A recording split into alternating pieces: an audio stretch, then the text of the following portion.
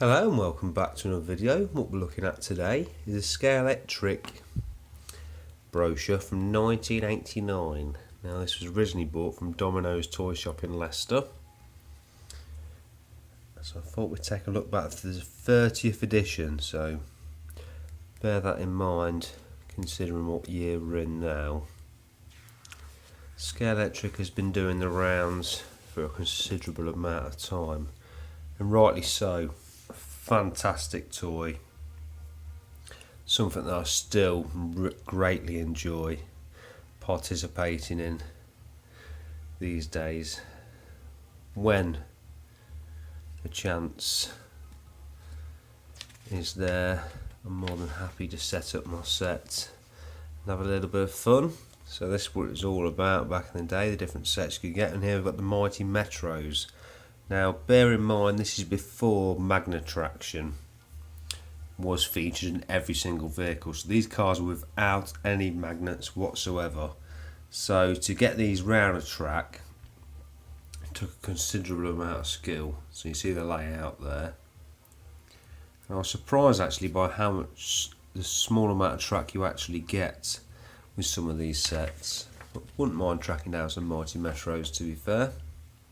Here we've got what they're calling the Grand Prix set. Very basic set of cars, although it does seem to get, well, seems to be a similar amount of track actually. Still that figure of 8 that was oh so popular. You'll see it featured here with the night stages set. Again, lights, this is before lights were featured in every single car, but always enjoyable to have the cars with the lights, especially, you know, if you dim it down a little bit, just adds that little extra bit of atmosphere, I find. So we've got the Rally International set, which was the 6R4 and the Audi Quattro, 4-wheel drive, may I add. So a formidable force. And here we are with the pole position set. This is probably the one that I remember the most. This used to be on television all the time, adverts for this back in the late 80s, early 90s, and it was fantastic because on the start line you could actually wheel spin and you'd get this smoke effect come up. I believe it was some kind of liquid, I'm not sure on that, but it was something that you added, but it was always something I wanted when I was younger. So we've got the club circuit set here, and this includes a fair amount of track, 10 straights. Bearing in mind each straight is a foot long, 10 foot of straights there. Nice little track layout. Also some LED lighting on the track. Two pretty decent cars here, these Porsches.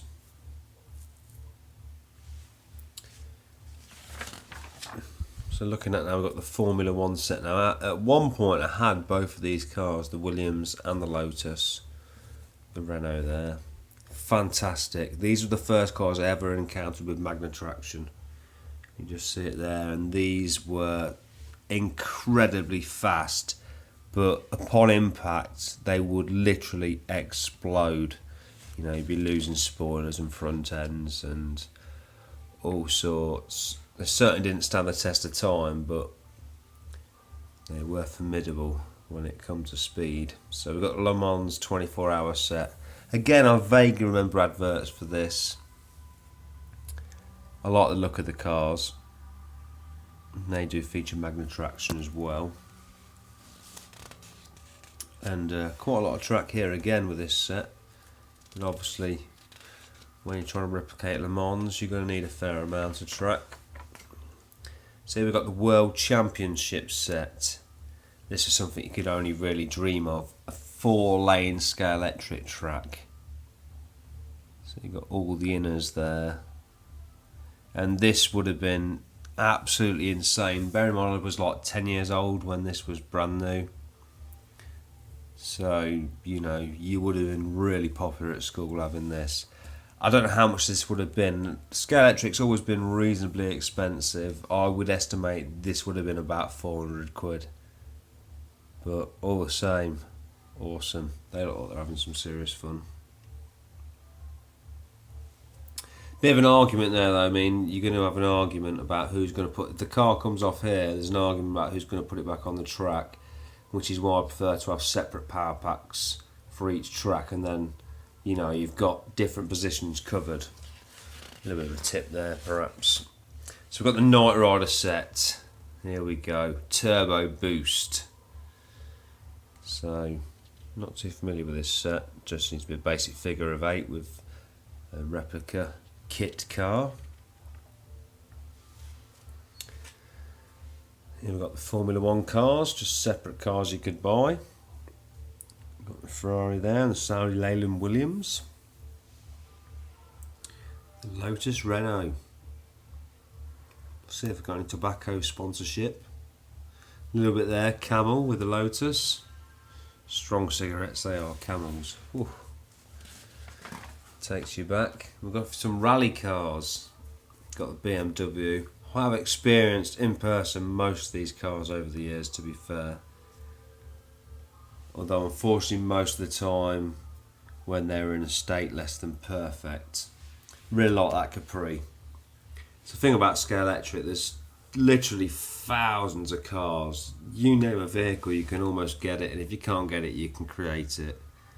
Loving the Taurus Rover 3500 there. Another Escort. Oh, XR3i actually. So look at the works, what it's all about, if you're not aware. And then we've got the motor, the rear axle, capacitors there for the lights. Actually quite in depth and reasonably impressive what they managed to cram into some of these Scalextric cars, especially at this time with the independent brake lights and front lights and things. So we've got the SRS supercars, which I believe were basically the Spanish SCX stuff. I've got 2 cars myself. They allow for extra tuning. You can change things, the height of the vehicle, the width of the wheels, etc, etc, etc. I would love this Peugeot 205 Turbo 16. I may well go and look on eBay, but it's probably worth a substantial fortune these days. But that to me, awesome. I love this style with these big wheels at the back. So we've got the Mercedes there. Bit of F1 action. Senna's car potentially. Ferrari F1. The Porsche 956. I mean, for me, it is all about that Peugeot 205 Turbo 16. Would love that. It's got some single seat racers. These were apparently designed for drivers on the way up, and they were generally lighter than other cars. I mean, nowadays they do starter Scalextric cars. I presume this was the equivalent, and you can't go wrong with that. Look at that. How can you go wrong with that? The Rover 3500 police car. That's what I'm talking about. A serious bit of kit. So cars with lights, and numerous that I've had, and one that I still have. Love these Sierras, these RS Cosworths. Absolutely adore using these on the track. So we've got the white version there, and the Team Lancia. Quite a fan of this sort of era of rally cars, to be fair. More cars with lights, a couple of Porsches, the 4x4 RS200. One there in white.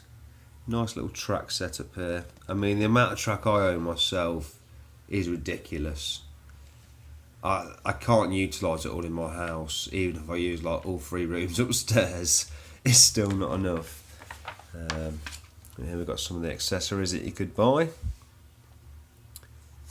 Here we've got the starter pack, and that does like a syringe with some sort of liquid you put in for this, the ones that sort of smoke up there. Skid chicane, one of my favourite pieces, and I love these pieces here, especially when it goes into the pieces like this where it's real close racing. And of course the crossover, that is the car destroyer. I have got one of those, but you know, on your best behaviour. So a few accessories. Did recently inherit a lot of Scalextric track, a lot of trackside accessories. Had to be pretty brutal, but kept a substantial amount as well. Unfortunately, it was rather good to me to look through this because I noticed this yellow controller here, which says it raised tunes. I did have a couple of these and actually got rid of them. I got from a car boot sale. I think the guy actually gave it to me because they showed some interest in it, but I probably should have kept it. Got some different resistors in them. Would have been interesting trying them. Accessories with lights. I have considered now my soldering ability somewhat substantially better, drilling a bit of track and fitting some LED lights, but so far not done much, but you can see it in practice there. Looks pretty stunning. And that is the end of the book. So if you watched all the way through, I thank you for watching, and I have got an older brochure that I'll make a video about at some point in the future, but for now, thanks for watching. Hopefully I'll upload some more videos soon.